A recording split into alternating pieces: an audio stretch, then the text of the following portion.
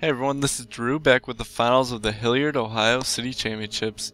On the right, we're going to see AJ Schumacher's very inventive deck. We actually have a pair of inventive decks today, but AJ is playing Audino, Sharpedo, Zoroark, Weavile, and Victini.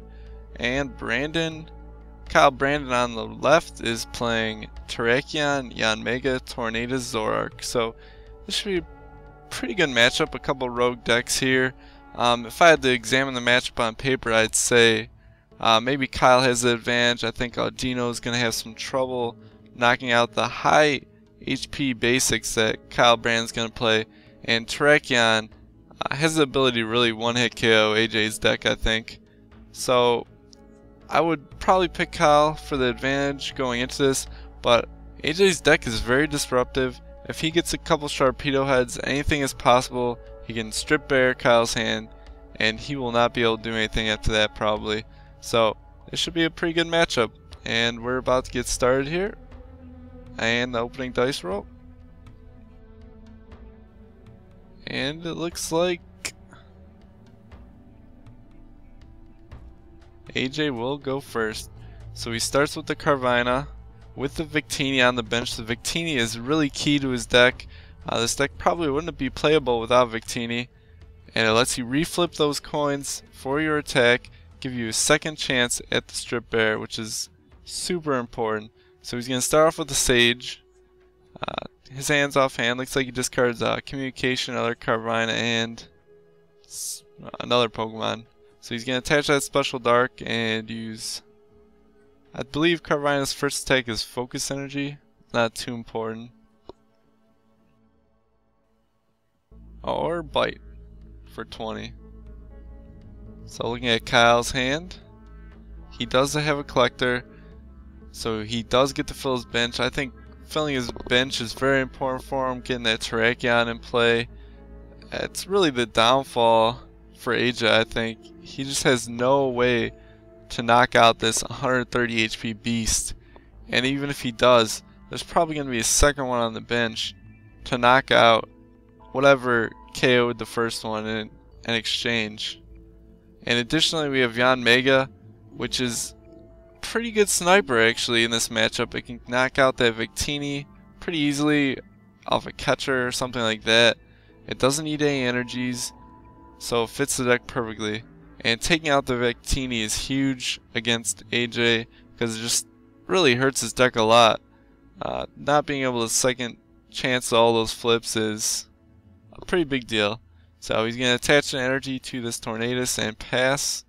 And we are going to see probably a strip bear here, which is how AJ wins this match. I'm not really sure how he wins without hitting a strip bear, because, I mean, Kyle's deck is just that much better versus his, I feel. Just because of that Terrakion, solely because of Terrakion. Alright, so he's going to go ahead and power up this Sharpedo. There's really no way for Tornadus to knock it out. Kyle might play plus powers. We'll see. And we will see a Copycat out AJ. Copycat's kind of a weird card for his deck, I feel. Because on one hand, he's trying to strip bare their hand down to 0, so it makes Copycat kind of useless. But maybe he felt it was just a good support fit for his deck. Looks like he got 5 off that Copycat. And we have seen Kyle's hand. He's been gracious enough to flash to the camera a few times. He does have some draw and some energy. So this strip bear would be horrible for him. And we will see 1 tails on that. And 2 tails on the second try. So AJ has really not been going well on his strip bears. Dating back to the game I played versus him in top 4. He didn't any of that match. So he's on a little bit of a cold streak with Sharpedo. And it looks like Kyle's going to go ahead and dump that hand. He's probably digging for some sort of plus power, which would be devastating to AJ. Just take the Sharpedo right out of the game. But he whiffs that, but he does hit an Eviolite. It's not too useful on the Tornadus because of Sharpedo's rage attack. It would just knock out anyways. And he will bench a Zorua as well. And he does have draw in this hand. So we will go ahead and just do the 80, which is probably the good play. AJ really doesn't have anything in his field, so playing it safe isn't really a good idea, especially when AJ can just strip air over and over again. You really want to take this Sharpedo out, really get it out of the game. So AJ will use another Sage. And AJ is not really drawing well this game at all. He needs to get other Pokemon onto his bench, you know, some backup attackers here. And there's one, which is not really the one you want. Zoroark is also weak to fighting and doesn't really hit for a lot of damage. I mean, he's doing, let's say he does Retaliate back or even Land Crush. It's the same difference with when you're copying it. So that would do 100 because that's Special Dark, and only does 80, which is not really going to knock anything out in this matchup.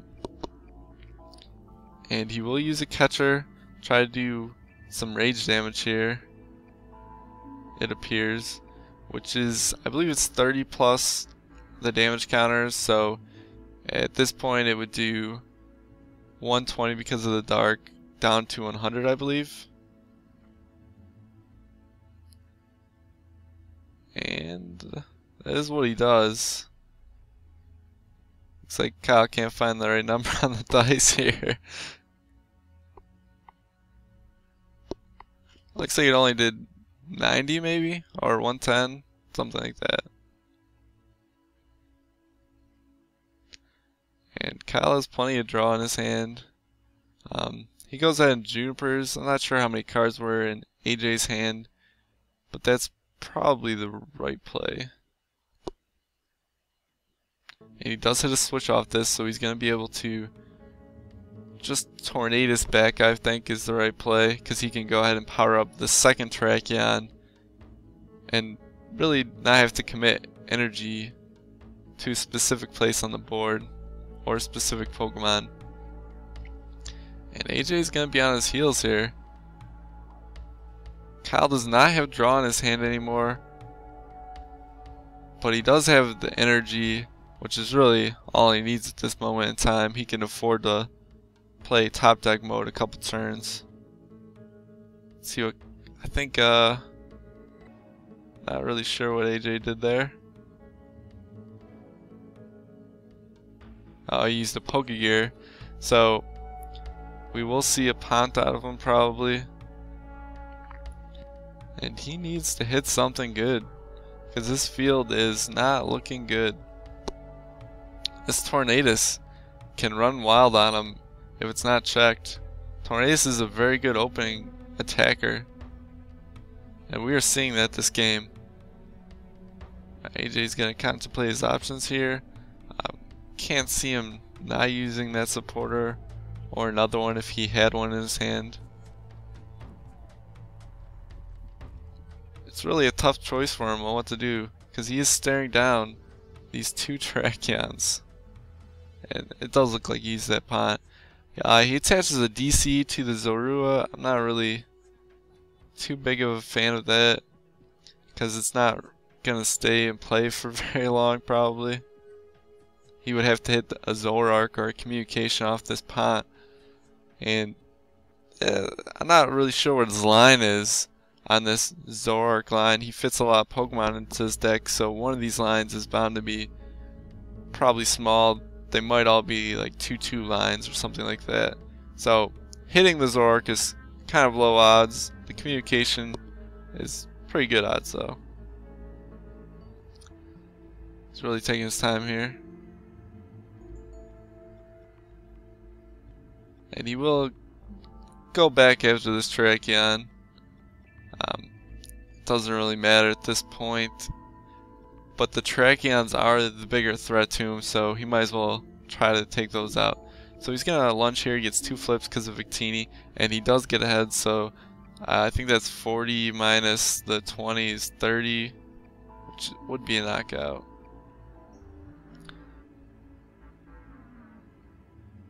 And he will go ahead and promote the Yanmega. There's no point in promoting the Terrakion or the Tornadus right away.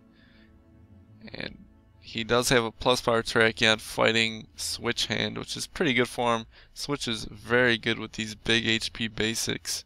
They have oftentimes huge retreat cost. Terrakion has 4, I believe, itself, so yep.